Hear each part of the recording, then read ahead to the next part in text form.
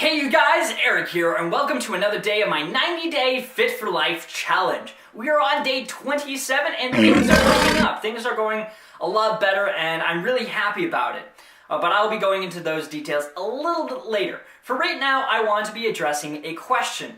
I got asked another question by Headless Fatty, and I strongly encourage you guys to ask me some more questions down in the comment section below. I will answer all the questions in the next video. But anyway, the question that Headless Fatty is asking me for today is, how do I balance fitness and life? Or at least I'm paraphrasing that, and that's how I'm interpreting the question.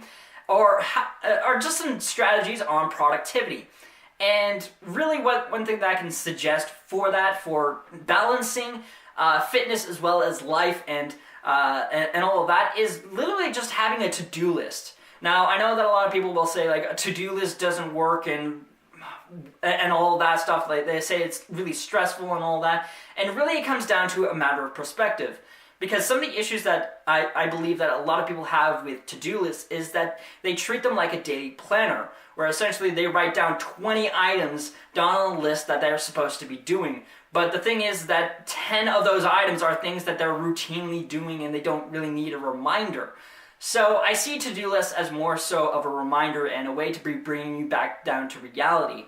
And one thing that I can say as far as to-do lists go is it is very good when you know how to actually use them. And for me, in my own life, I find that they are very helpful, and help me out a lot in being productive. And that's basically where I'm building myself up. That my whole workflow is literally a schedule that's saying, here's a list of things that you need to be doing between now and then. So as far as like a schedule goes and how to stay productive and balance everything, is write things down on a list. List off the things that you really want to be getting done for today. But restrict yourself to about 2 items, maybe 3 if you believe that you can really squeeze in that much time, if you really have a lot of time in your day. For example, myself, where I literally work at home, so I don't really, so as far as time goes, I have a lot more luxury in that regard, because because I'm literally working at home. I can do a lot of things at home, and I can balance my life that way. But for those who are actually working a 9-to-5 job where they have to do that work, well, you're gonna have less things that you're able to do during the day. You really only have the morning as well as the evening. So having 2 items at the very least, or even 1 item that you want to be getting done that day, can really help out a lot. And that's one thing that I would suggest in maintaining a balance, because that thing that you can write down can be something that's actually meaningful for you and kind of bring you back to reality to an extent, and just balance things out for you. I hope that answers your question.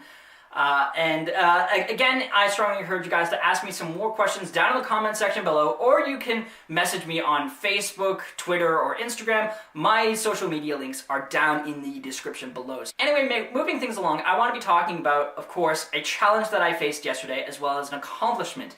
And the challenge that I faced yesterday was I was running into some technical difficulties again.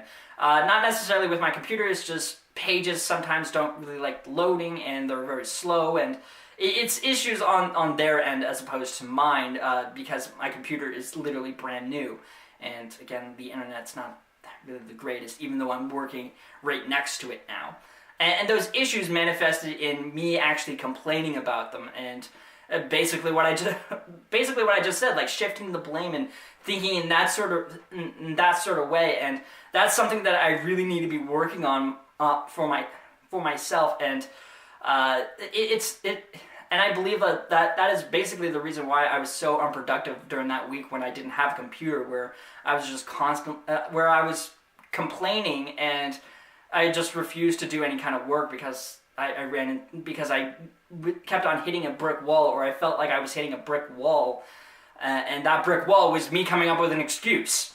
So I need to be working on that, obviously, a lot more. And one thing that I'm proud about is realizing that and actually acting upon that to some extent, because yesterday I uploaded things a little bit earlier.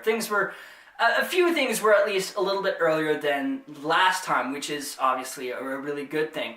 and I was a little bit more on the ball yesterday. I feel, even though most of the day I didn't get everything that I really wanted to get done that particular day. But at the same time, it still is an accomplishment because I did push myself a little bit more, and I did do a couple of things a little bit earlier on, and I realized that, and that's really good. It's progress.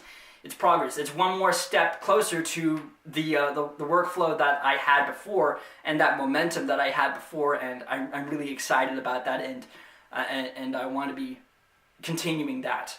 So anyway, that is literally my day for yesterday. The recipe that I want to be sharing with you guys before I go is an amazing recipe. It's more or less like a dessert, but it's actually a main dish that you can actually have for supper. And it requires 3 ingredients: pork loins, or a pork loin, apples, and cinnamon. Try it out. It is delicious. It is amazing. Very simple to make. Basically, cook the pork loin, cook the apples, and sprinkle some cinnamon on top, and you're good to go. Even putting some cinnamon in while you're actually cooking it can be really good as well. It smells so delicious. It smells amazing. Definitely try it out. I'm not going to be including a link for this recipe because, again, I just told you how to make it. It's that easy. Anyway, thank you guys so much for watching and following me along on this journey. My name is Eric, and I will see you guys next time. And as always, stay awesome!